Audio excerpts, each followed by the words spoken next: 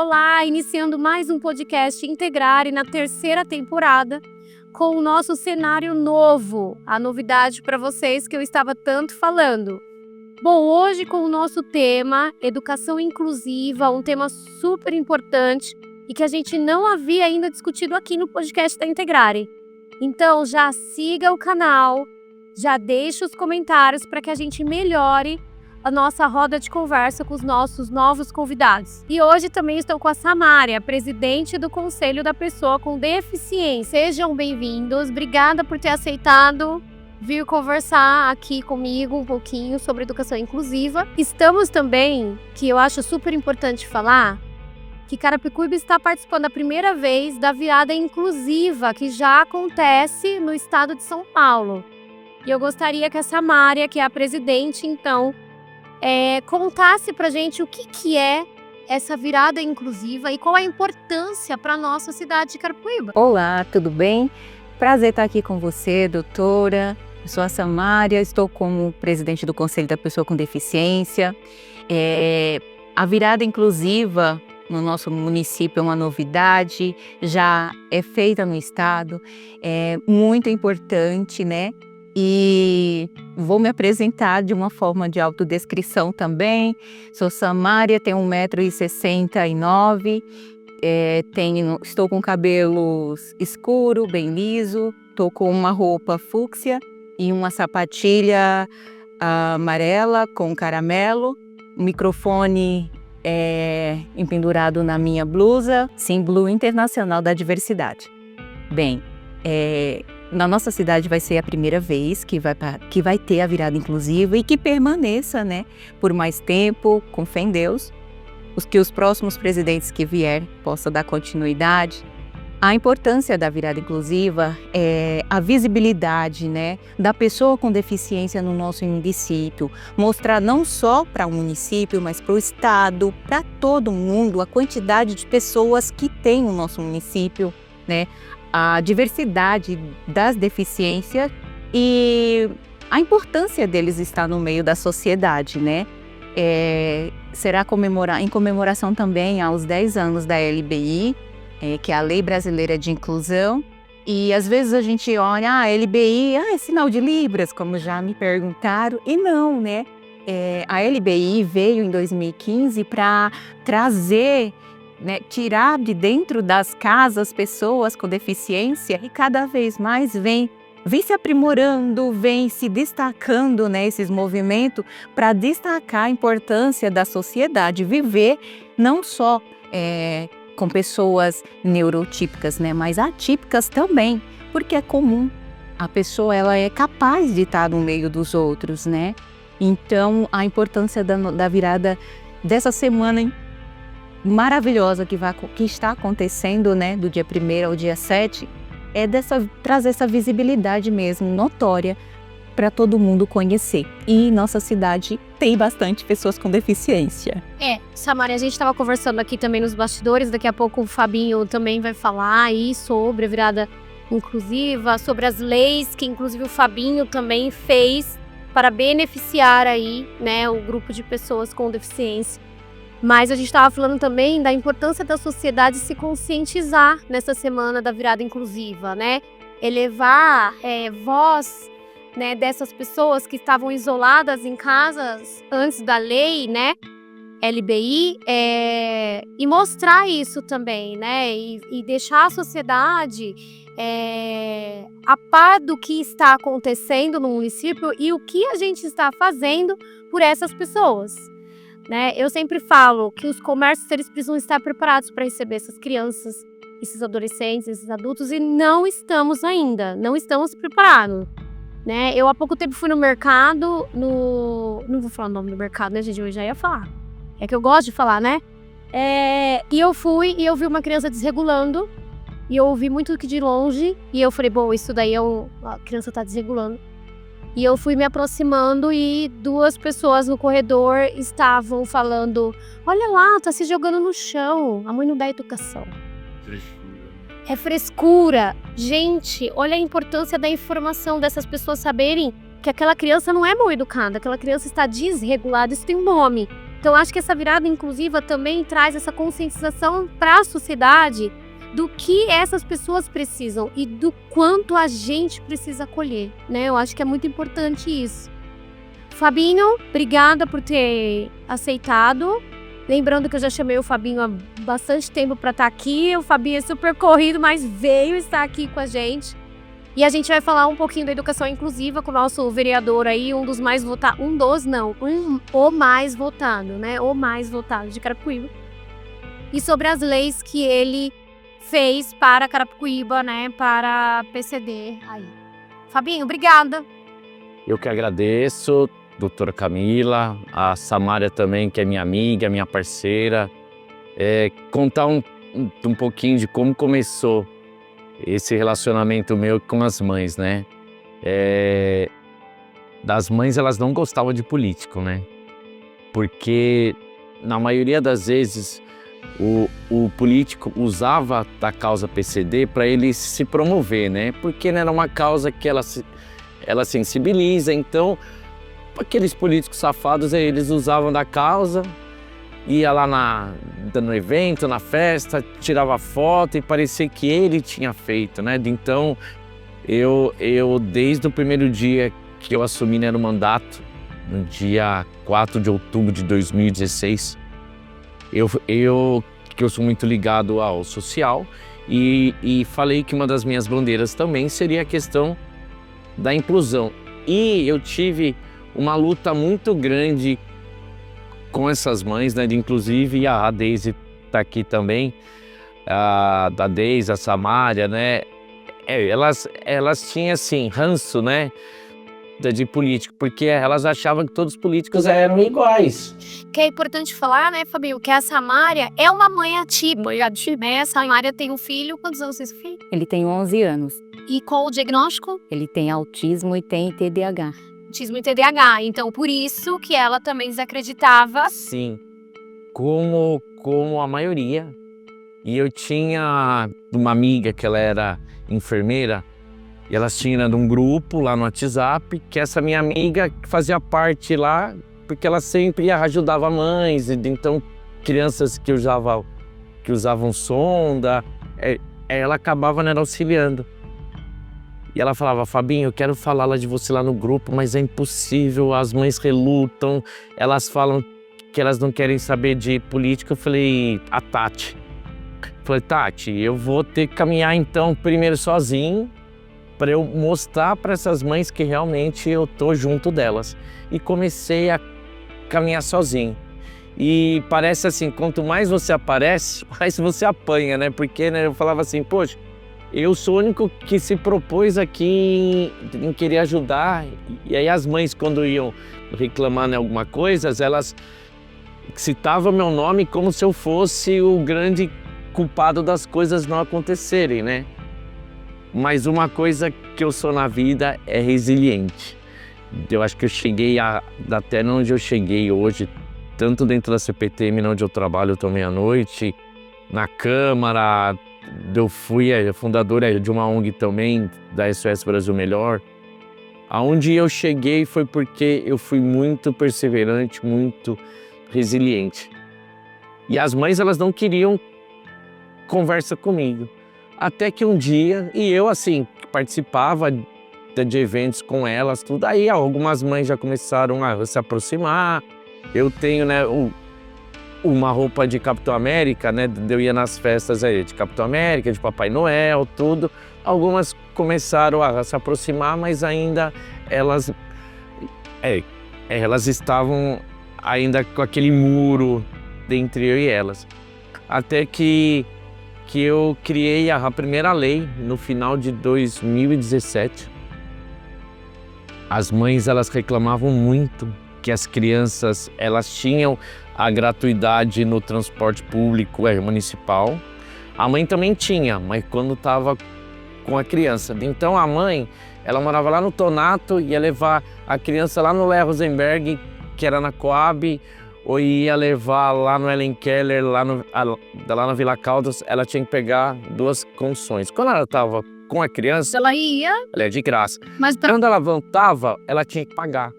quando ela tinha que ir num postinho de saúde pegar um remédio, na farmácia, ela tinha que pagar. Então, muitas das vezes, quando ela fazia esses traslados, ela tinha que levar a criança para ter a gratuidade, ou quando deixava na escola, ou ela ficava lá, porque aí, quando ela voltava também, ela tinha que pagar. As mães reclamavam muito também, poxa, se meu filho tem autismo, né? Isso daí é permanente, ele vai ter autismo pro resto da vida. O meu filho, do meu marido, não tem uma perna, ele nunca mais ele vai ter uma perna, não vai nascer outra perna. E todo ano a secretaria exigia que na renovação, até assim, renovar, né, é legal porque da pessoa morre às vezes e a família fica, né, utilizando. Mas eles pediam todo o laudo de novo. Acontecia o quê?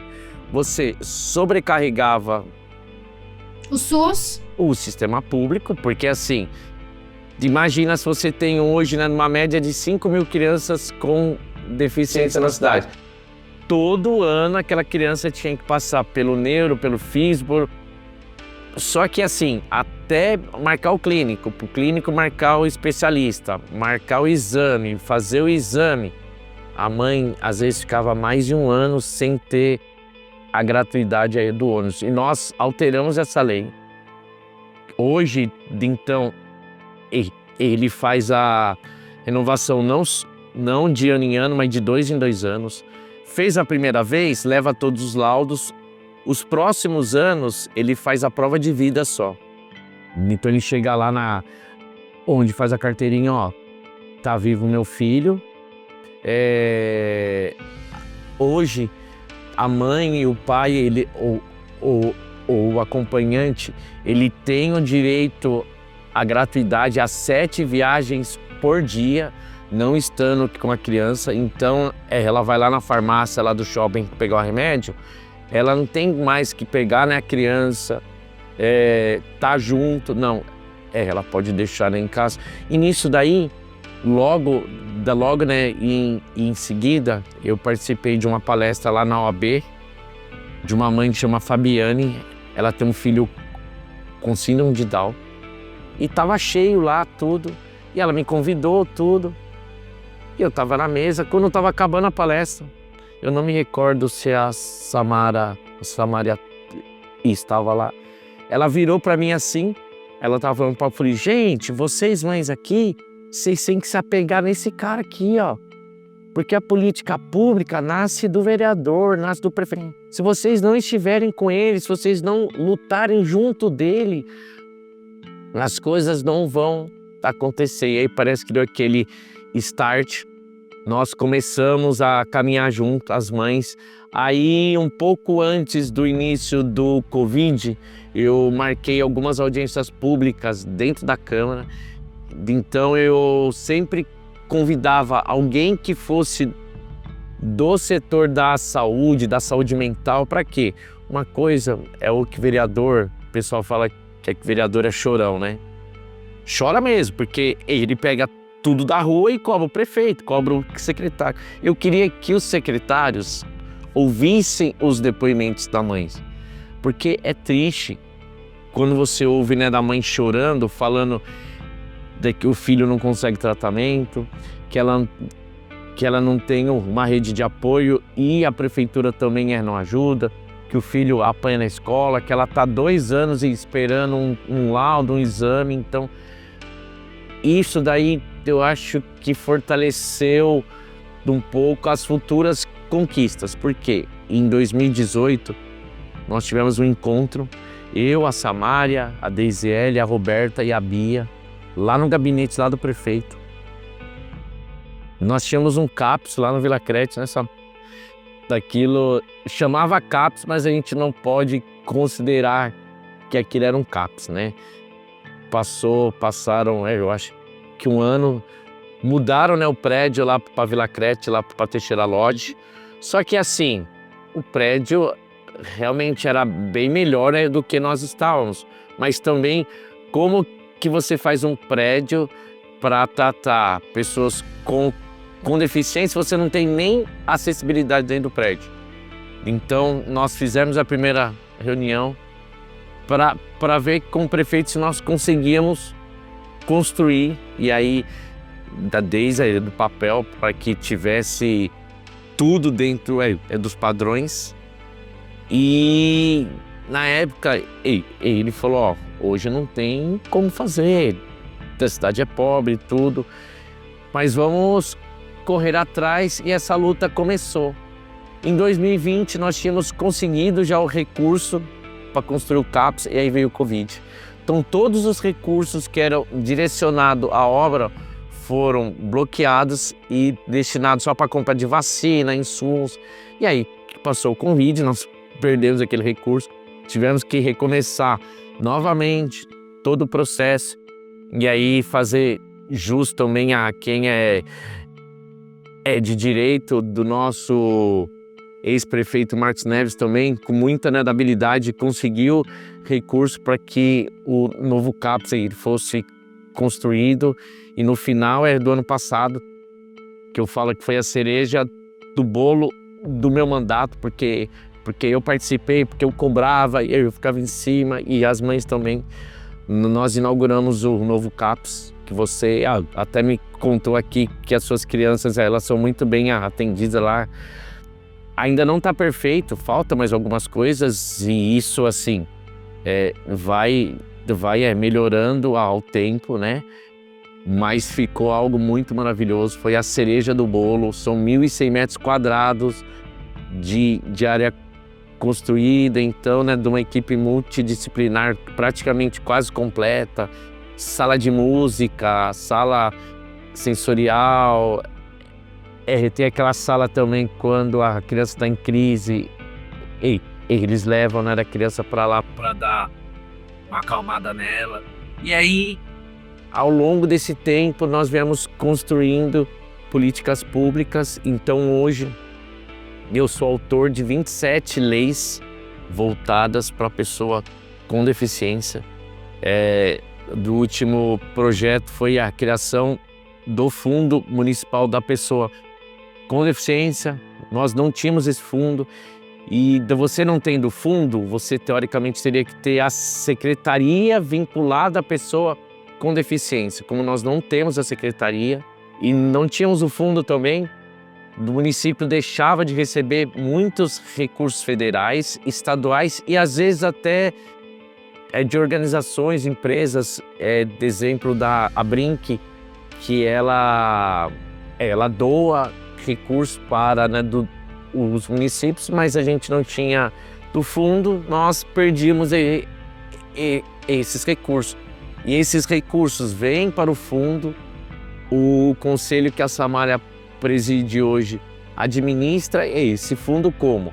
Fazendo chamamentos para que as entidades dentro do município que trabalham com essa causa, elas possam apresentar projetos voltados para a causa da pessoa com deficiência, e aí, né, do conselho, né, estipula no valor. Então nós vamos abrir um edital para 5 projetos de 100 mil. Então cada ONG que trabalha com isso, ela vai criar daí um projeto, que o valor é de 100 mil, e apresentar. Criei também a lei da carteirinha do autista, da síndrome de Down, da fibromialgia, os uniformes das crianças que são autistas, elas vão vir agora com símbolo do autismo no uniforme, porque muitas crianças não gostam de colocar o cordão. Muitas crianças têm, né, uma sensibilidade. Eu acho que é super importante, né, Fabinho, a gente falar dessas leis que foram criadas. E eu acho que a gente tem tanto o que falar desse assunto, que eu acho que a gente gostaria de ter o Fabinho aqui umas 3 vezes na semana pra gente falar sobre, porque eu acho que é o que a gente estava conversando.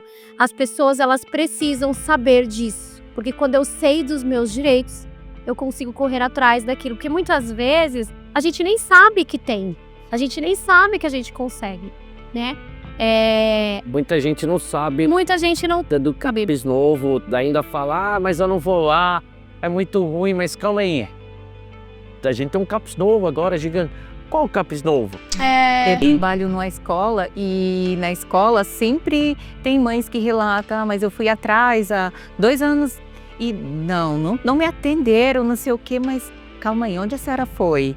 Então, 5 anos, aonde a senhora foi, sabe? E essa parte inicial, doutora, você sabe que é extremamente importante, né? Na fase inicial da criança, a mãe ir atrás, o responsável atrás, né? Porque tem muitos pais também que vão atrás, vamos falar se é a verdade, né? Sua mãe. Então, assim, é crucial que a criança se desenvolva nessa fase, né? Porque depois que cresce, fica mais difícil. O diagnóstico precoce salva vidas, né, Samária? E realmente, a gente ainda tem muito que evoluir, mesmo com o CAPS novo, né? A gente tem muito profissional ainda não qualificado atendendo essas crianças, a gente sabe disso. E eu tenho uma dificuldade enorme de achar profissionais especializados para pagar um valor que eu sei que a prefeitura não vai pagar. Então eu fico imaginando, se eu aqui tenho dificuldade, o SUS, como a gente vai atender criança se a gente não tem profissional? Se eu aqui desculpa te cortar, Fabinho, mas eu não tive a oportunidade de conhecer o CAPS ainda ali, que é próximo do 21, né? Então, isso, passei já diversas vezes, mas eu nunca parei. Mas aí semana passada, na verdade, a gente avaliou um autista aqui nosso, de 14 anos. Eu levantei uma hipótese para a mãe há 1 ano sobre esquizofrenia, sobre, né, algum transtorno grave de personalidade. Esse ano a gente avaliou e ele tá com um transtorno grave aí, o esquizotípico, e que não cabe mais em nossas mãos atendê-lo aqui. Então, era um caso que eu atendia no social, aqui, então a família não tem condições de ir para uma outra clínica especializada em transtornos de personalidade em adolescência e adulto, porque hoje nem tem. A gente tem muito tratamento para a primeira infância, né? Mas quando eles se tornam adolescentes e adultos não tem acolhimento, por isso que eu acolho aqui também. E aí eu falei, CAPS, bom, vou pedir ajuda, porque eu não sei nem como que faz hoje, né? Eu já trabalhei no CAPS AD, álcool e drogas, mas há 7 anos ou 10 anos atrás. E aí eu procurei a Deise e falei, Deise, como que a gente faz pra ir lá? A mãe só vai. Ela me passou 2 contatos, que eu entrei em contato com uma, mas não tive retorno. Mas aí eu falei pra mãe, vai direto lá no CAPS e vamos ver o que acontece. E a mãe foi, Um acolhimento. Sim. E a mãe foi muito bem recebida, falou pra mim, olha, eles já pediram pra eu ir, inclusive, com o meu filho à tarde pra voltar. E aí, na segunda ela foi. Já marcaram dela começar, ele ia começar hoje e amanhã ela já ia ter uma consulta de anamnese com a psicóloga. Então eu fiquei muito contente, porque eu falei pra ela, não sei, tempo de espera, deve ter lista, né? Então é isso, muitas vezes a gente nem sabe, mas a gente já tá criticando um sistema que eu nem fui atrás. Porque é novo, né? Então as pessoas precisam ir mesmo, Samária. E eu fico super contente que o CAPS está funcionando, não da forma como eu, especialista em autismo, gostaria, porque eu sei que o SUS ainda falta muito. Camila, lá são quase 2.000 atendimentos por mês. É muita gente. É muita gente sendo atendida, isso é bom. Mas voltando também na parte do fundo social, quando a gente lá do conselho foi atrás da Casa de Leis para o vereador fazer uma lei que criasse o fundo, né, municipal, foi pensando nessa vivência mais do adolescente, do adulto, porque tem poucas instituições que trabalham com eles e elas não são credenciadas, não são do município ainda, porque o município, na verdade, não é tão grande. E com a vinda do fundo para o município de Carapicuíba, amplia-se os atendimentos dos adolescentes, dos jovens, dos adultos, né, nesses locais. Um exemplo mesmo é o Leia Rosenberg, que atende certa quantidade de pessoas e que tem capacidade de atender muito mais. Mas você está fazendo propaganda do Leia? Não, eu estou citando uma instituição que, digamos, é séria, toda a documentação está tudo legalizado, só que ela não tem condições de atender 250 pessoas, que é o que lá comporta, por conta de condições financeiras. Então, vou pensar também no Cisne, né, que é o antigo Centro-Dia, que tem capacidade também de atender muito mais, mas não tem há condições, não tem o recurso. Porque o serviço é muito caro, né? Exatamente, não é barato, você sabe muito bem, doutora. Então, o pensamento desse fundo é para ajudar o município, sim. E por que não os adultos? Eles precisam, os jovens precisam muito mais, porque os jovens de hoje muitas vezes não teve aquele acolhimento lá no passado, entendeu? Então, eles não são obsoletos, eles estão vivos, eles necessitam do atendimento. É porque muitas vezes não teve nenhum diagnóstico na primeira infância. Exatamente. E aí eles criam estratégias para viver. Sim. Foi criado, mas a gente tem um transtorno, que é um transtorno de base e que vai puxar comorbidades pela falta de tratamento que ele já vê na primeira infância. Sim. Então, quando você hoje pega um adolescente, a gente aqui, eu falo da minha experiência, quando eu pego um adolescente, ele não tá com um CID. Sim. Ele já tá com 2, 3 CID. Por trás do autismo. Então, o autismo é a base. Mas o que sobressai nele, às vezes, é um transtorno de personalidade. Sim. Que é uma esquizofrenia, um esquizotípico, é um borderline, é uma depressão muito profunda. Isso é Porque não recebeu esse diagnóstico. Porque a gente sabe que há 20, 30 anos atrás, a gente não tinha profissionais qualificados. Não é que a gente não tinha o autismo. Exato. O autismo sempre existiu. Muitas vezes a pessoa fala, por que tá subindo os números, doutora? Por que os números estão crescendo? É o remédio? Gente, sempre existiu, só que o diagnóstico não estava dado ou estava errado. Sim, com certeza. Isso, por isso que é importante a virada inclusiva, para que as pessoas comecem a se aprimorar mais sobre as informações do nosso município, né? E não só dos outros de São Paulo. Eu sou moradora de Carapicuíba, então o que está acontecendo na minha cidade? Eu sempre tive esse pensamento. Eu não nasci em Carapicuíba, né? Quando eu cheguei em Carapicuíba, era muito carente, entendeu? As instituições de saúde, e eu não tinha convênio na época. Eu me lembro que eu ia lá no Vila Lourdes, no SEM, antigo SEM, né, Fabinho? Aquela policlínica. E era muito insalubre lá, era assim, a água pingava em cima, descia embaixo, enfim.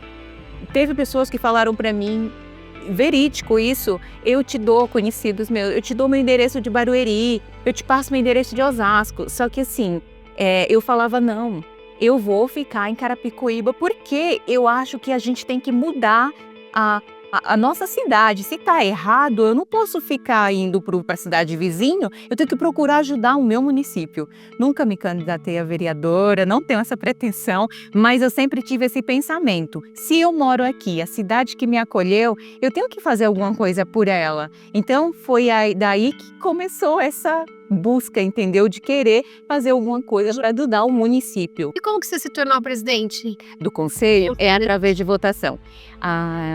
Existe a Casa do Conselho em Carapicuíba, na Avenida Celeste 186, inclusive está em vacância.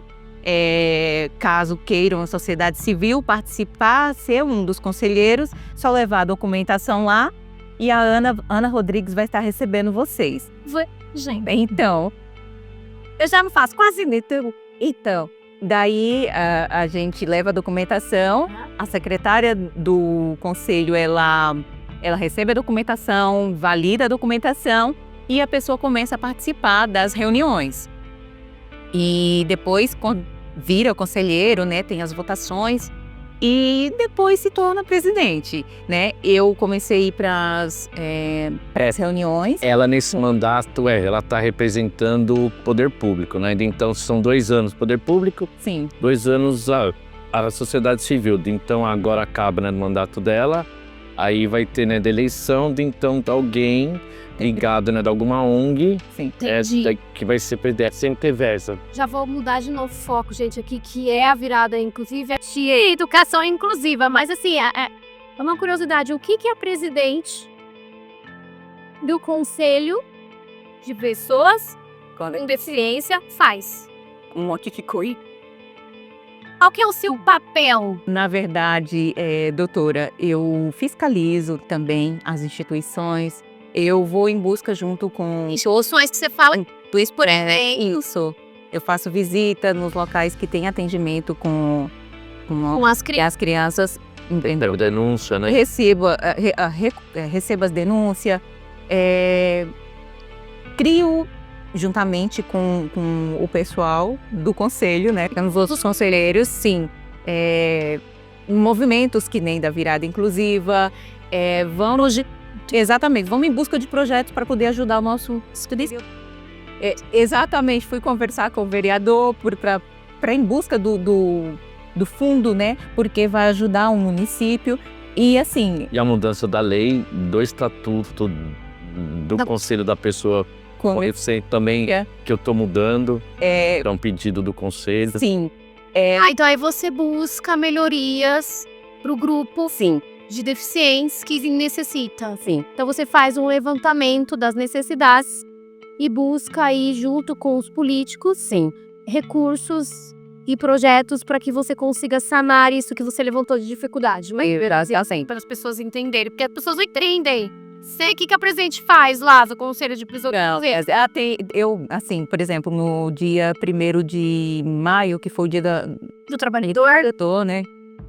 Teve uma festa muito bonita na cidade e, assim, eu tava ali no meio, tava fiscalizando, ver se tava tudo certo, entendeu? É importante a gente também estar junto e unido ali para ver, porque eles têm direito também de estar nesses locais. Então, quando, por exemplo, vocês viram que os parques estão com a prancha de comunicação aumentativa alternativa, isso virou lei nos espaços públicos. Eu já tinha falado com vocês sobre isso, né? Então, por exemplo, eu quero implantar lá a prancha de comunicação aumentativa alternativa, eu quero dar treinamento para as pessoas que trabalham no parque. Eu preciso ir falar com a presidente? Se você quiser, pode estar mandando um ofício para a gente ou entrando em contato com a Secretaria de Cultura, Casas, dos parques da cidade. Dos parques é Secretaria de Obras. Isso. Entendi. Então não é com você necessariamente. Não. Mesmo sendo ligado para um benefício para pessoas. Para as pessoas com deficiência. Se você quiser fazer a reunião, se você quiser mandar um e-mail pra gente, a gente vai atrás, marca uma reunião diretamente com o secretário. Que é muito assim, né? A gente quer fazer alguma coisa e vai para um lado, vai para o outro. Sim. Daqui, na verdade, né? Eu já falei de vocês em quase todas as secretarias já. É que sempre barra lá no jurídico, mas e se ela sai fora do que já está no planejamento? Se ela fala algo e aí ela não é, né, de um funcionário, ela não pode, se responsabilizar pelaquilo. Então, assim, é que eu falo assim, é que às vezes falta um pouco de empatia também nas pessoas, né? Semana passada, reprovaram um projeto meu lá na Câmara, que era voltado à causa da pessoa com deficiência. Reprovaram por questões políticas, porque o projeto ele estava muito bem elaborado, muito bem feito. Mas assim, empatia. Enquanto você não sentir a dor do outro ali, você vai achar que tá tudo certo e é tudo normal. Então, quando a dor do outro não te atinge, né, o problema não é com a dor do outro, né, é com você. Mas tá tudo certo, tá valendo, a gente continua lutando nesse salário, né? A gente vamos devagarinho, trabalho de formiguinha, porque nesse tempo de trabalho de formiguinha a gente conseguiu já fazer bastante coisas, acho. E é um sistema que a gente precisa, não adianta, né? A gente precisa ir e respeitar o sistema. Então a gente não faz o que a gente quer, a hora que a gente quer, até porque senão eu acho que estaria até melhor, viu? Eu acho que estaria bem melhor. Gente, eu tenho tanta coisa na cabeça para ajudar, mas que você se esbarra no sistema, você se esbarra em pessoas que, não sei se quer ajudar. Enfim, a gente já falou, eu já falei muito isso, que enquanto a gente não treinar profissionais da área de educação e saúde num todo para lidar com a deficiência, a gente vai esbarrar em dificuldades. Camila. Enquanto a gente não tiver médicos no pronto-socorro, sabendo fazer manejo, sabendo como que eu atendo essa criança que chegou com uma dor de garganta, ele é autista nível 3, a gente vai esbarrar nos problemas, sim. Enquanto a gente não tiver do curso de pedagogia, a matéria, a análise do comportamento aplicada, focada em TEA, a gente vai esbarrar em problemas na escola. E a gente precisa que o governo olhe isso, porque se eu não tenho um professor qualificado, porque eu não dei no curso, porque não virou uma regra isso, não virou uma lei, você só se forma se você fizer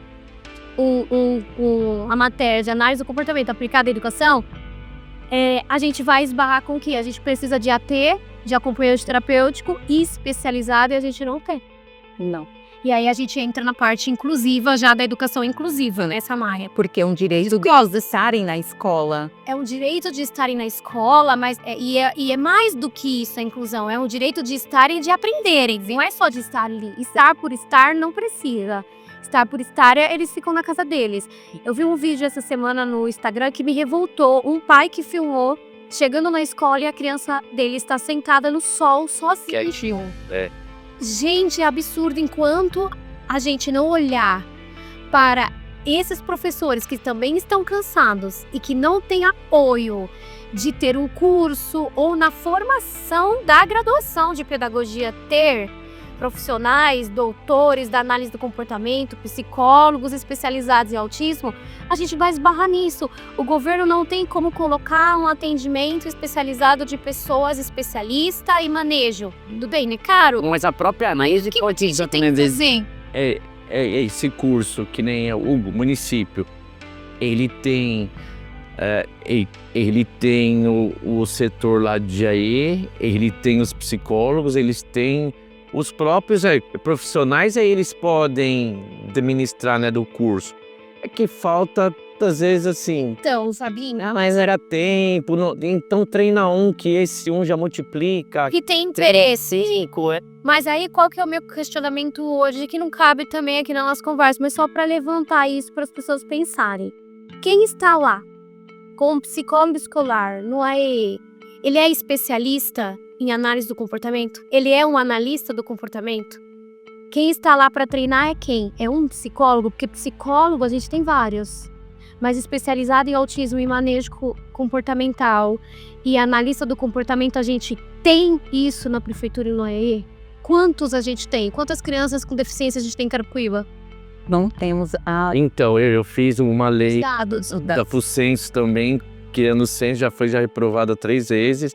Agora pediram para eu conversar com a secretária lá da assistência social, que eles vão criar um jeito, eles vão me ajudar a criar um projeto para nós criarmos um censo, para ter uma noção de quantas crianças tem, até para que a gente possa criar uma política pública voltada para essa causa. Hoje, quais são os dados oficiais?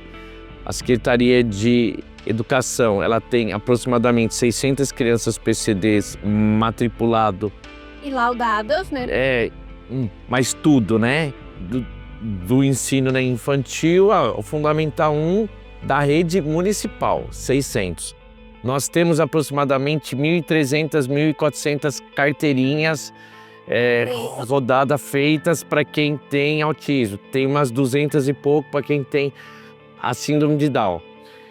Uma coisa que eu cobro muito lá, o prefeito na semana passada, né, eu tive com ele já se propôs, já chamou o secretário de Saúde, Educação e Assistência Social para nós criarmos uma diretoria. Eu sei que a secretaria hoje seria, né, do Utopia, então vamos começar com uma diretoria voltada para a pessoa com deficiência. Por quê?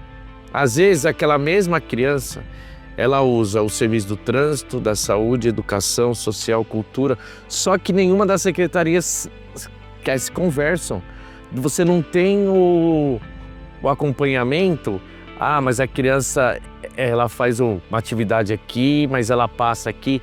Não, então assim, primeiro, que já está, né, errado de você não ter um trabalho em rede. Segundo, que você faz isso, então você tem 5 usuários, que na verdade é um. Então, criando esse senso também, eu acho que vai melhorar muito. Eu tenho, né, uma lei que chama Eu Abraço Essa Causa. Eu ia te perguntar sobre ela, Eu Abraço Essa Causa. O que é a lei? Só fazendo meia culpa aqui, que eu não fiz a minha autodescrição, eu sempre falo que eu cheguei já meio emocionado. Eu vi a minha meia lá do Capitão América, né? Eu sempre falo, eu tô com a meia do Capitão América, né? Do pessoal acho que é mentira, mas é verdade mesmo. Eu sou baixinho, pele parda, cabelo com topete, olhos pretos, eu tô com uma camisa azul marinho, com desenho de uma moto, uma calça jeans azul, meia do Capitão América e sapato com sola baixa azul também. Deixa eu entender, gente, porque eu nunca fiz isso nos podcasts. Por que vocês fazem isso? Essa altaria, me conta, por quê? Porque quando nós estamos falando, que nem nós aqui hoje dentro desse estúdio, todos enxergam, né? Mas pode ter alguém que tá ouvindo esse podcast de que não enxerga. E na maioria das vezes tem pessoas que já enxergaram, aí por algum tipo de motivo na vida, elas acabaram perdendo a visão. Então quando você fala, ela dentro do consciente dela, ela cria, né, da imagem. Bom, é baixinho, 1,68 m, cor parda. Ela cria, né, a imagem e ela começa a se identificar muito mais fácil com a pessoa que está falando com ela. Olha que legal, você tá, olha só, sou psicóloga, 17 de autismo. Nossa, brigo pela inclusão e eu não sabia disso, gente. A gente não assiste isso. Todos nos podcasts, não, você sempre tão gente, porque olha, tá vendo como viver é bom pra aprender? Isso a gente tá aprendendo. O que você fez, eu ia te perguntar, por que você tá fazendo isso? Só porque é a presidente? Não, porque tem muitas pessoas que têm... Eu falo na sessão sempre, né? Tem alguma deficiência visual e às vezes parcial, total, enfim. Que precisa também entender quem tá falando. Se incluir essa identidade, não. Então, Fabinho. eu sempre falo isso lá na câmara, né? Do pessoal, né? Num dia, né? De um cara colocou... Daqui que esse babaca fica falando isso? Então, assim... Da falta de conhecimento, juntando com a ignorância da pessoa, aí eu sou super tranquilo. E sempre tô falando, pessoal, eu faço a minha autodescrição, que é para se identificar pro ouvinte que tá ouvindo na minha voz. Sim. A pessoa que já nasceu cega. Cega, não. Deficiente visual. Não, mas tenha que... Não, eu tive dúvida disso daí da semana passada e uma mãe que falou que era cega, porque, né, dá uns termos assim, porque fala que deficiente visual é quando ela se torna depois. Foi o que ela falou pra mim. Que ela falou que tava eu e o Borba lá na Coab. Entendeu? Eu falei pra ela, como é o termo? Porque a gente trabalha com isso, mas cada hora, né, altera, né, uma coisa. Ela falou, eu já nasci assim, então eu sou cega. Então, tá certo. Eu achei que ela tá tinha certo, ficado, né? Não, ela nasceu já, então... Quando a pessoa já nasce, ela não sabe a cor. É cor parda, preta, branca, azul. Mas quando a pessoa enxerga um pouquinho, ou já enxergou, então ela sabe que aqui é rosa, aqui é azul, aqui é acaba preto. identificando. Esse projeto que eu criei, eu abraço essa causa, ele vem de encontro a isso que a gente estava falando. A falta de conhecimento das pessoas. Então, às vezes, da pessoa, ela vai falar com alguém lá numa cadeira de roda, ela debruça na cadeira de roda, senta no colo da pessoa. Quando você vai falar com uma pessoa que ela tem um transtorno do espectro autista, então você não pode tratar como um coitadinho. Então, assim, são pequenos gestos que você né, utiliza para você se comunicar e para você, né, ajudar também, que nem dizer que você está lá numa faixa de pedestre. Tem uma pessoa com óculos escuros e a bengalinha. Você não sabe se ela enxerga pouco, bastante. Às vezes ela tá com a bengala verde, vermelha, amarela, que você fala, nossa, do que é cada bengala? De que você não pode chegar simplesmente nela, pegar no braço e falar, vamos. Você tem que se identificar, perguntar se ela quer, né, ajuda, entendeu? Então, são meios de tratamento, né, de comunicação, de você ter com a pessoa com deficiência. Dessa conscientização mesmo da população, né? De qual que é também o intuito dessa lei? E aí, Da lei que vocês dão treinamentos para... Não, na verdade eu rodei um material dessa lei, a gente divulgou ela na cidade inteira, passando nas casas, falando com as pessoas, conversando com as pessoas, falou, ó, então você sabe como você age quando você fala com uma pessoa assim, quando você vai falar com outra. E uma das coisas que eu sempre falo lá na Câmara, eu praticamente falo isso toda semana. Ninguém nasce capacitista, ninguém nasce homofóbico, ninguém nasce racista, ninguém pratica xenofobia de graça. Em algum determinado ponto da vida, a gente aprendeu que aquilo ou era certo ou era engraçado, e a criança ela só replica o que ela aprendeu. Ou o que ela passou. Sim. Muitas vezes também com o que ela passou também de experiência na casa dela. Qual que é da ideia? Que eu fiz um projeto de lei também, faz um mês e agora foi aprovado. É que esse projeto, eu abraço essa causa, ele seja executado dentro das escolas. Como? Então, todo começo de ano, as escolas elas fazem reunião com os pais. As mães, elas já até se proporam, já falaram, ó, eu queria ir para eu falar nessa palestra. Então, a diretora sobe, fala de todo o plano curricular daquele ano e nesse período ela vai chamar uma mãe ou se não tiver mãe, um psicólogo, alguma coisa, mas as mães, elas querem ir. Para quê? Para falar sobre o capacitismo. Porque é duro, Camila, você ouvir a mãe falar quando o filho apanha na escola, quando roubam o lanche dele dentro da escola, quando praticam bullying. É duro porque a gente que é pai, a gente se coloca no lugar da mãe ou do pai que tem que estar passando por aquilo. Então, qual que é a minha ideia? Que nessas reuniões que sempre é feita em fevereiro e agosto, sempre nos inícios das aulas, a gente, nesses encontros, colocar numa mãe e a mãe falar, porque aí, é claro que a gente não vai abranger 100%, mas eu tenho certeza que a pessoa que tiver um pouquinho de coração, quando ela ouvir o depoimento da mãe, ela vai colocar a mão na cabeça e falar, caramba, eu fico zoando na minha casa, eu fico falando pro meu filho, passa de alguém ali, porque ainda que se usa muito aquelas palavras chula, aleijado, retardado, louco, entendeu? Isso da criança, ela aprende dentro de casa.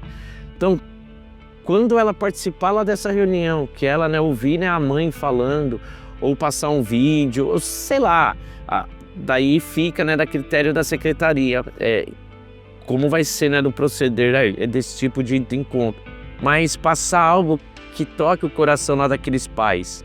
Falar, poxa, eu tenho... E aprendam, porque às vezes se torna natural o que não é. Exatamente. E a gente nem sabe, Esse ambiente domiciliar é muito importante para a criança, porque ela vai levar para a escola aquilo que ela vê dentro de casa. Sim. Quase as periferias de casa. Sim. E aí,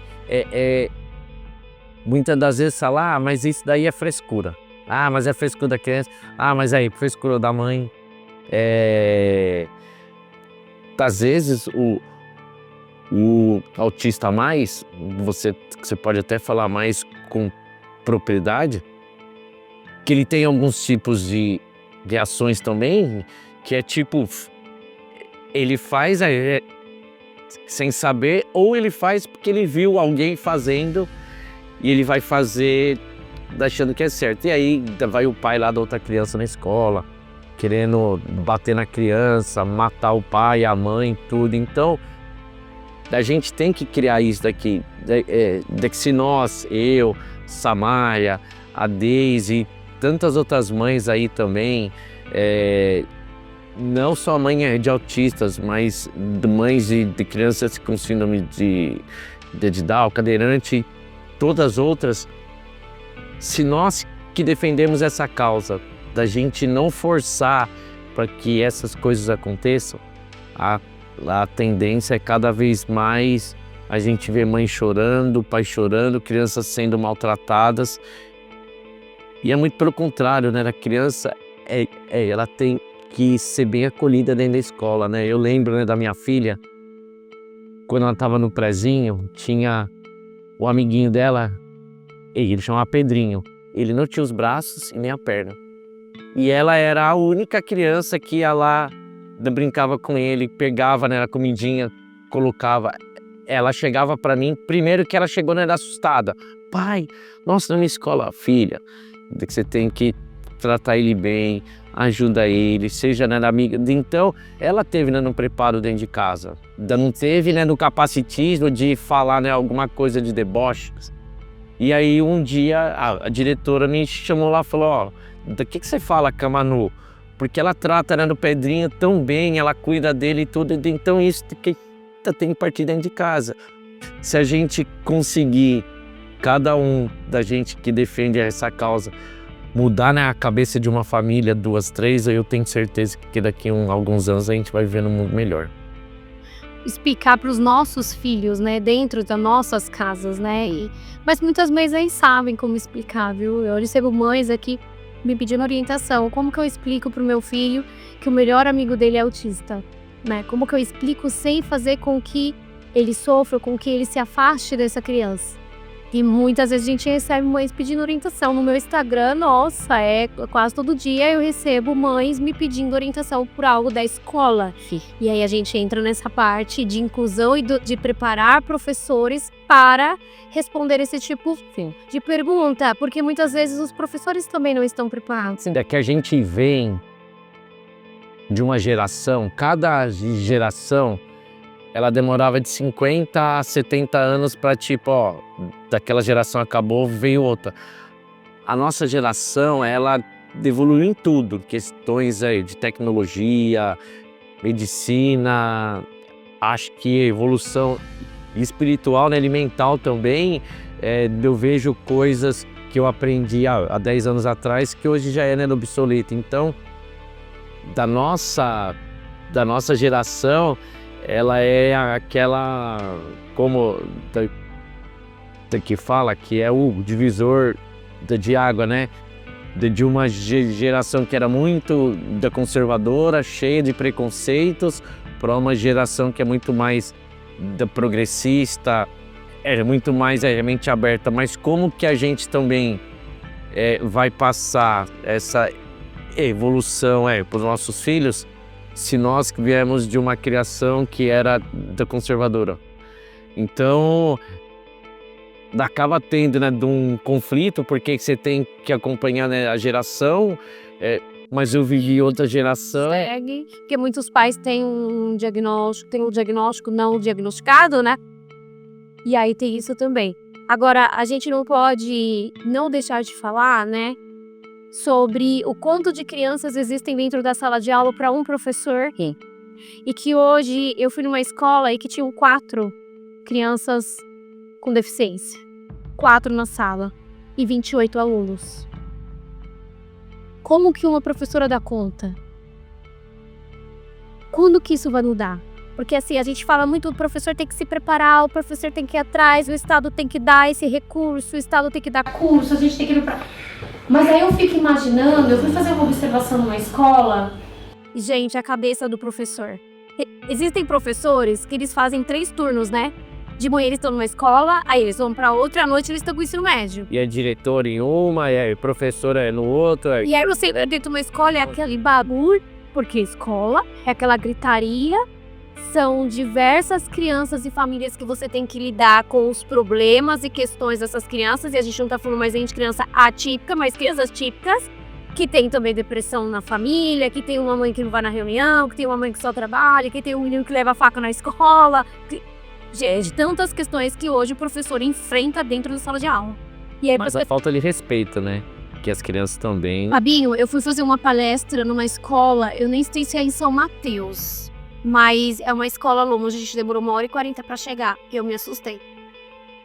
Do quanto de alunos tinham desrespeitando profissionais dentro da escola. Não, é duro. Então aí você pega uma professora, e aí tinha uma AT sentada com uma criança que ela me chamou e ela começou a me relatar sobre a escola. E ela estava acompanhando uma criança com síndrome de Down e TEA. E ele era extremamente sensível, né? Tinha uma sensibilidade auditiva muito grande. E ela falou, isso daqui que você tá vendo é diariamente. Como que eu faço um trabalho com ele? Porque eu sou AT da clínica dele, mas como que eu faço um trabalho se a sala onde ele está tem 31 crianças com 4 com deficiência? E só Uma professora e uma auxiliar de corredor que fica para as salas e apoiando essas crianças, né, com deficiência. Então, tem que ir no banheiro, essa fulaninha que vem e pega a criança, ela não fica nem dentro da sala. Como que fica o professor? Como que fica a educação das nossas crianças com deficiência? Vocês acham que hoje existe uma educação para crianças com deficiência? Você quer que eu responda? Os dois? Então vamos lá. Que eu tenho meu opinião. Da Samária vai pensando que como ela é funcionária, ela tem que saber na pena que ela fala. Não, mas eu sou vereador. Mais ou menos. Olha lá, eu tenho diversas indicações,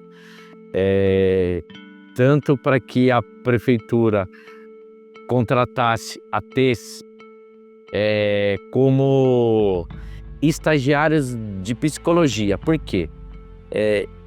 Eu sempre falo, a pedagoga, ela tá focada ali, se a criança vai aprender a falar, ler o A, B, os números, psicóloga, ela já tem outro olhar.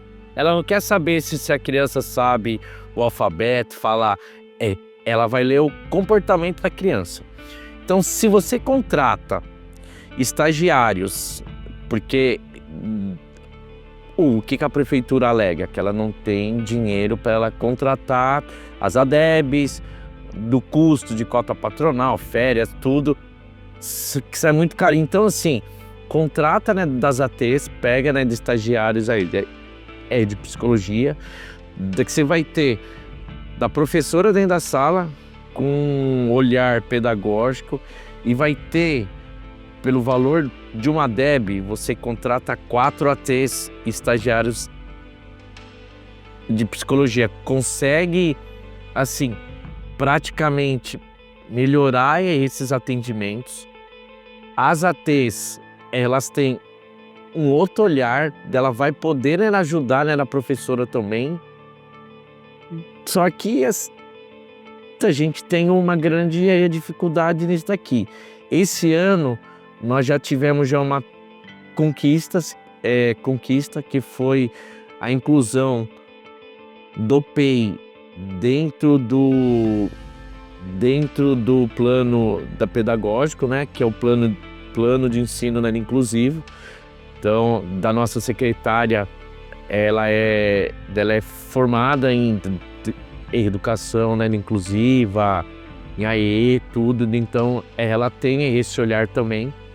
Desde aí do ano passado, né, eu venho cobrando, e ela, né, assumiu a secretaria e ela conseguiu, né, elaborar. Então, assim, a gente já deu um grande avanço, porque antes nós trabalhávamos com as crianças que sem ter um plano especializado para trabalhar com aquelas crianças. Por mais que nós tivéssemos o AE dentro da secretaria, mas não tinha um plano.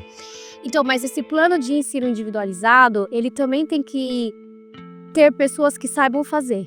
Porque eu entro desde escolas e dá o PEI. Eles têm o PEI, mas quando eu pego o PEI tá tudo errado. Não é isso. O plano de ensino individualizado muitas vezes está errado. O profissional que tá ali não sabe porque ele não teve um treinamento para fazer o PEI.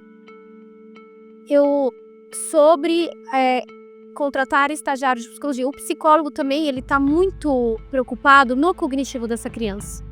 Se ele está aprendendo, como ele está aprendendo, o tempo dele aprender, porque isso faz com que a gente tenha um olhar, talvez, de um possível transtorno, uma possível deficiência, um possível DI, deficiência intelectual, por exemplo. Então, assim, o psicólogo também, psicólogo formado especialista, tá? Eu tô falando, porque psicólogo, a gente se forma psicólogo. E, gente, eu me formei psicóloga, e eu era psicóloga do presídio, eu não tinha nada a ver com infantil, E eu tô falando isso pra vocês porque eu não sabia nada de desenvolvimento infantil sendo psicóloga formada. Quando eu abri a clínica, o meu foco não era infantil, todo mundo sabe aqui, meu foco era exército. Era porte de arma porque eu sou especialista em testes psicológicos. Adulto. Então, não é porque eu sou psicóloga que eu vou saber fazer um PEI. Não é porque eu sou psicóloga que eu vou saber, por exemplo, atender uma criança numa escola. Entende? Então, é isso aonde a gente está errando. Então, se a prefeitura, o estado contrata profissionais de estagiários de psicologia, acho super certo, concordo. Desde que atrás dessas estagiárias a gente tenha profissionais especializados para ser supervisor. Por quê? Cada escola tem. Cada escola, sabe? Vários municípios já fazem isso hoje. E a gente Esse tinha contrato, né, das nossas estagiário. escolas. Mas aí os contratos venceram, não foi renovado. E aí, é uma psicóloga em cada escola? Uma psicóloga para todo mundo? Não, é que na verdade as psicólogas, elas foram contratadas na época do Covid para receber essas crianças. Então assim, Sim. por quê? Porque pela lei hoje, você vê que nem mais as psicopedagogas, elas ficam dentro da secretaria, porque segundo as leis, tanto o psicólogo quanto a psico, ela é voltada para a área da saúde. Então, ela é lotada na área da saúde. Mas existe a psicologia educacional também. Sim. Não, sim. Mas ela não fica dentro da escola. Ela fica na secretaria, que é ligada com a EI. Então, mas aí... então, enfim, eu... Tem lá no CA... Perdão. Não tem agora, tinha antes. Não, mas acabaram, né, dos contratos. Sim. É que não é a prefeitura. Novamente. Porque acabou, né, o contrato, eles podem renovar mais uma vez, então tinha bastante. Mas você vê que hoje está acabando, né, dos contratos, eles estão saindo, não pode mais ficar. Então você tem dentro do AE, que é quem também faz todo, né, do planejamento, mas que nem se fazia antes, que você tinha dentro da escola de uma salinha da psicóloga e da psicopedagoga, hoje não tem mais. Então, e aí eu me pergunto, como que a gente vai ajudar os professores e as crianças, ou os estagiários, se você não tem um profissional especializado em análise do comportamento aplicada, que hoje, não é a Camila que defende a análise do comportamento aplicado, embora eu ame, é a ciência. Hoje é a ciência que mais traz resultado em crianças com deficiência. Criança típica também. Comportamentos inaderentes a comportamento. Como que a gente vai colocar uma estagiária de psicologia que não tem uma supervisora, porque a prefeitura não vai ter condições de pagar uma supervisão, né? Ela não tem supervisora. Essa criança, ela se joga no chão e mete a cabeça na parede. O que essa profissional vai fazer? Ela não sabe nem o que ela vai fazer. Entende? Então, enquanto a gente não tiver, e eu falo isso, eu conheço a diretora de um hospital bem grande, e a gente sempre conversa. Ela é muito aberta. E eu falo pra ela, enquanto você não tiver um treinamento na sua equipe, com uma analista do comportamento, que treine os seus enfermeiros e os seus médicos para atender crianças com deficiência, crianças de suporte nível 3, a sua recepção vai continuar lotada. Sabe por quê? Porque eu fui fazer um manejo de uma criança aqui da clínica e o médico ficou 1 hora com a mãe dentro da sala. Depois, a criança na recepção. E eu com uma T com a criança e eu com a mãe na sala do médico. Por quê? Porque era uma criança que ele estava com uma anemia profunda, ele estava 3 meses com febre e ninguém conseguia colocar a mão nele para examinar. Hospitais grandes de São Paulo, tá? Hospitais, o convênio da mãe é bom, tá? Então a gente não tá falando de um SUS, a gente tá falando de um hospital bom. Mas a gente tá falando de profissionais ruins, que é o que mais tem hoje. Aí você chega e o profissional fala assim, não, se ele é suporte nível 3, então não dá pra examinar a mãe. Então toma aqui, ó, um anti-inflamatório. É a mãe falando assim, mas ele não toma, ele vomita. Quando esse menino chegou aqui na recepção com febre, pálido, eu falei, não, vai ter que levar ele pro hospital. Vamos junto, eu vou fazer um manejo lá. o médico conseguiu examinar e na hora internou o menino. Quando a gente chegou na sala de enfermagem, sabe quanto tempo demorou entre a enfermeira preparar o remédio e ter o quarto pro menino? Não. Uma hora. O menino desregula, gente. Aí não desregulou, ele não desregulou, porque eu estava ali com a Rúbia, que é a inclusive dele na escola. Mas nem sempre há. Mas ter uma psicóloga especializada em autismo, analista do comportamento. E, gente, eu tenho minha supervisora, porque tem horas que eu falo, Bárbara, me socorre, eu não sei o que fazer. E eu estudo pra caramba, entendeu? E eu sou especializada. Então, assim, quando que a mãe vai ter um profissional ali do lado dela pra fazer esse manejo? Não vai, gente. Não vai. Então, o médico precisa saber. Quando eu falei para as enfermeiras lá, eu falei, olha, gente, esse pote nível 3 e vai começar a desregular. Ai, não, mas não tem vaga nos quartos. Do atendimento... Vitor, sabe o que a gente teve que fazer? Um calmante. Então, me dá um calmante. Me dá um calmante, porque ele vai conseguir aguentar esse tempo. Quando você chega para dar injeção numa criança, olha, mãe, vai ter que segurar, vai ter que deitar. Não, se a criança tá pedindo para você sentada, a gente faz sentada. Entendeu? Não adianta você vir com 3 enfermeiros, porque o Joyce, ele olha, ele já tá traumatizado. Com o enfermeiro, com injeção. Nessa hora que você deixa os protocolos de lado e como a criança tiver, você A vem. impressão que eu tenho, doutor, é que as pessoas têm medo. Falo isso porque o Lucas, ele tinha convulsão, hoje ele não está mais convulsionando. E hoje eu estudo psicologia, vou pro 6º semestre por conta dele. E eu consigo controlar o Lucas Gabriel, meu filho, sem precisar Conter. exatamente. E toda vez que ele ficava internado por conta das convulsões, que ficava demasiado, enfim, as pessoas queriam ficar em cima dele. E aquilo dali sufocava. Ele verbal, oralmente, e ele na hora não falava, mas depois ele, quando não estava melhor, ele falava, não precisa ninguém me segurar. E eu aprendi, hoje não preciso ninguém segurar. E ele, imagino essa criança nível 3 de suporte que não fala. Acredito que ele não é verbal oralmente. Então, o sufoco dele de saber que vem pessoas estranhas em cima dele. E, na verdade, quando ele chega, ele já sabe que vai vir. Ele tem traumas de outros lugares, de outros atendimentos. E isso tá errado. E é claro que eu entendo a equipe da enfermagem, de vários hospitais, ou de todos. Ah, mas e se a agulha quebrar? Eu entendo isso, essa preocupação. Mas a gente precisa estudar momento de internação e de injeção em crianças atípicas. A gente precisa, e hoje a gente tem um método que é do Sabará, que chama Child Life Specialist. Se eu falei errado, não sei falar inglês.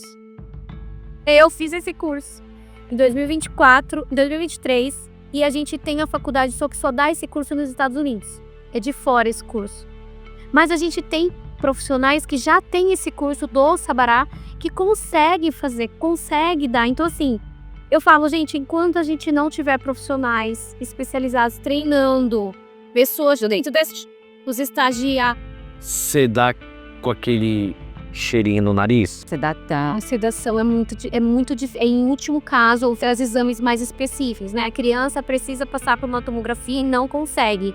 Aí pede-se a sedação. Mas quando tá com AT especializado, nem precisa de sedação, não. Ela controla. No dentista. Gente, quantas mães aqui sofrem para levar as crianças com autismo no dentista? Muitas crianças nem nunca foram.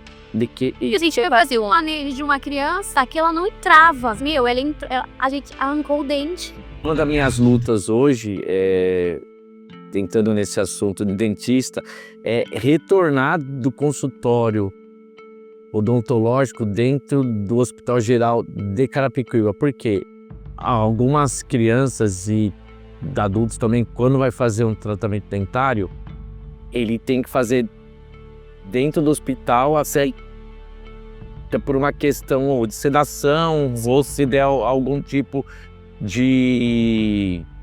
Como que eu falo? A palavra que a gente usa na medicina quando dá ruim. Intercorrência, né? Que já tem os leitos do TI, médico, entendeu? Tá uma luta, porque o HGC hoje, ele é uma ONG, então ele já tem um contrato já determinado que não contempla isso. E é muito ruim a mãe ter que levar, né, a criança lá em São Paulo, porque aí você pega na criança com autismo, ela pega ônibus lotado, trem lotado.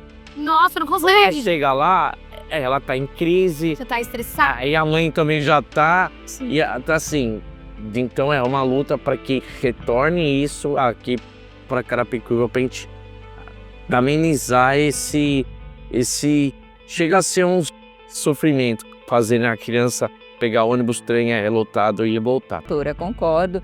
E, inclusive, né, o tema principal da virada inclusiva, né, os 10 anos da LBI, e isso só acontece por conta do dia 3 de dezembro, que é Dia Internacional da Luta da Pessoa com Deficiência, né? E que a pessoa com deficiência, né, Samária, ela é protagonista da própria história. E ela não pode perder isso. sim, Né? E a gente estava conversando sobre isso e que você é protagonista. eu sou o protagonista da minha história, né? Fui laudada recentemente. Eu tenho autismo, eu tenho TDAH. Nunca imaginei ter autismo, mas tinha muitas dificuldades em muitas coisas e sempre ouvi certas coisas que eu não quero falar aqui. Para mim, eu não mudei, claro, mas entender hoje o que eu já passei é como meu filho diz, né? Ele fala, mãe, só você não sabia que você tinha. E assim, todo mundo é capaz de fazer o que quiser. Eu tenho filhos, eu tenho família, eu tenho casa, eu trabalho, tenho minhas dificuldades, doutora, que não é fácil, mas luto, né? Eu descobri que o que eu tenho pela pessoa com deficiência é um hiperfoco, eu gosto, eu quero ajudar, então eu achava que era só um desejo meu mesmo, hoje eu entendo que é um hiperfoco. E como presidente, eu falo que o próximo também pode ser uma pessoa assim com outra deficiência e nós somos capazes. Nós somos capazes de fazer uma Carapicuíba melhor, uma Carapicuíba mais inclusiva, fazer o nosso lar, né? Porque Carapicuíba é o meu lar. Cuidar do nosso lar e mostrar para todo mundo que ter uma deficiência não me faz diferente do outro, não me faz ser uma pessoa pior e nem melhor do que ninguém. Eu sou apenas um ser humano comum, assim como diz na Constituição, e tenho os meus direitos. É isso. Que bonito, Samária. Obrigada por dividir sua história. A sua emoção é a nossa emoção. E eu fico muito orgulhosa e eu gosto muito de mostrar pessoas adultas que recebem diagnóstico e que viveram de uma maneira, claro, com suas dificuldades, com suas limitações, mas que traçaram estratégias para que conseguissem vencer na vida. E você é uma vencedora, mas só você sabe o que você passou para você chegar até aqui. A gente não pode romantizar o autismo, a gente não pode falar que qualquer pessoa tem o autismo, então não, tudo bem não fazer um tratamento, porque a gente sabe que as dificuldades são muitas e cada pessoa é única. Por isso que a gente fala do espectro, né? E porque em cada pessoa ele vai agir de uma forma, ele vai ter as suas características e os seus sintomas, melhores ou piores, menores ou maiores, né? Então, eu fico muito orgulhosa que Carapicuíba está sendo representada por você. Eu espero que você continue por muitos anos e que a gente tenha muito sucesso em Carapicuíba. Vocês sabem que eu amo Carapicuíba. Hoje eu não sou mais moradora de Carapicuíba, mas eu fui para Carapicuíba com 2 aninhos e eu estudei no Rodinho, uma escola estadual que hoje eu sou apaixonada em ajudar. E eu estou muito disponível em ajudar vocês de Carapicuíba porque eu sou apaixonada. Minha mãe mora lá, minhas irmãs moram lá e eu quero sim uma Carapicuíba melhor. Sim. Que bom que Carapicuíba está participando da primeira virada inclusiva e pode contar com o meu apoio. Estarei na semana, no dia 3. Eu acho que a gente tem muita coisa a conquistar. Sim. No dia 3, a comemorar. No dia 3, eu acho que a gente tem muita coisa a comemorar, porque a gente está conquistando, o deficiente está conquistando seu espaço, mesmo que aos poucos. Mesmo com muitas coisas ainda que a gente tem a fazer, mas a gente está lutando e eu acho que estamos sendo bem representados por vocês. Inclusive, nós votamos ontem, em primeira votação, a lei da virada inclusiva municipal, porque se amanhã o Estado não quiser mais fazer Carapicuíba, ela vai ser a pioneira aqui na região a ter, né, dessa lei. E se não tiver para fora, pelo menos em Carapicuíba, que é onde a gente mora, vai ter todo ano. Legal. Eu também criei a jornada inclusiva, que era algo que praticamente já né, existia também, que é a semana que trata da inclusão também dentro das escolas. Legal, Fabinho. Que a gente continue, então, lutando, né, por novos direitos e novas leis e que isso seja praticado, né? Porque leis existem, mas a gente precisa saber quais estão sendo, de fato, praticadas. É da lei a 14146, né? Então, daqui ela tem a lei e para cada artigo ela tem um comentário. Muito. Porque assim, da lei ela é muito complexa também. Tem hora que você fica, poxa, e aí então para cada trecho, né, que você tem os autores. Deixa eu ver. E, inclusive a Mara Gabrilli, que é a nossa senadora, ela é uma das que participaram dessa criação da lei, e ela também participa aí de alguns comentários. A LBI, né, eu tive neste ano lá na secretaria da pessoa com deficiência e assim, ouvi da nossa senadora Mara Gabrilli, que ela ajudou na criação do projeto primeiro, né, da LBI, e depois ela vê ela sendo aplicada, né, é muito gratificante. E como ela mesmo diz, a gente não vai guerrear com o nosso país, a gente tem que lutar pela causa, lutar pelos direitos, e não com briga, né, mas com pacificação que a gente conquista. Claro, sim. Então ela é muito bacana e Que legal. é uma honra, né, saber que ela sempre está presente em tudo isso. Bom, obrigada. Eu quero agradecer, então, a participação de vocês. E eu quero vocês mais vezes aqui, porque assuntos a gente tem para falar. Nossa, muitos, né, diversos. Eu acho que a gente precisa levar informação para a população, para nossa população. E eu queria já deixar um convite aqui, novamente, para a Samária, que participou do nosso primeiro Congresso Neurointegra 2025. Samária estava lá. E convidar o Fabinho também para ir no nosso segundo congresso que estamos organizando, o Congresso Neurointegra 2026, que vai acontecer em Bragança Paulista e no dia 1º de agosto. Gente, tá incrível o que a gente... Obrigada. Certeza. Tá incrível o que a gente está preparando, vocês não têm noção. E está incrível esse congresso, gente. A gente está preparando algo extraordinário, vocês vão amar. Já aproveitem aqui, já faça a sua pré-inscrição no QR Code que vai estar aí na sua tela, porque a gente vai ter poucos lugares, assim como foi em 2025. Obrigada, gente, por ter ficado conosco até aqui. Deixe seus comentários e compartilhe esse bate-papo que está incrível. Até mais. Muito obrigado, doutora. Obrigado, Samária. Tchau. Obrigada, tchau, tchau.